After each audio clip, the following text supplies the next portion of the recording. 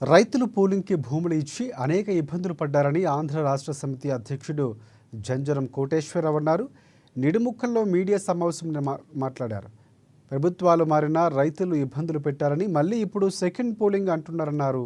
రైతులకు న్యాయం చేయాలంటే ఎకరానికి 1 కోటి గిఫ్ట్ ఇవ్వాలని, మరొక 1250 గజాల రిటర్న్స్ బుల్ ప్లాంట్స్ ఇవ్వాలని కూడా అన్నారు.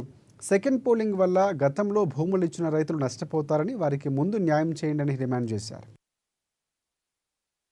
ఎకరానికి 1 కోటి రూపాయలు ఇచ్చి గిఫ్ట్గా కూలింగ్ తీసుకొని మీరిచ్చే 1250 గజం ఇవన్నీ డెవలప్ చేసి వాళ్ళు ఏంటంటే అమ్ముకొని బతకాల్సిన అవసరంలా. రైతు మీకు పొలం ఇచ్చి వాళ్ళు అమ్ముకొని బతకాల్సిన అవసరంలా. రైతు ఆ ఉండ ప్లాట్ రేటు తగ్గినా పెరిగినా వాళ్ళ ఇబ్బందులు వాళ్ళు పడతారు. ఈ ఉండ డబ్బులతోటి జీవిస్తారు, 10 మందికి ఉపయోగపడతారు. రైతు అనేవాడు మనస్సు మంచిది, ఎప్పుడు జనానికి ఉపయోగపడదాం, కష్టపడి పండించి ప్రజలకి అన్నం పెడదాం అనుకునే రైతుకి మంచి జరిగితే ప్రభుత్వం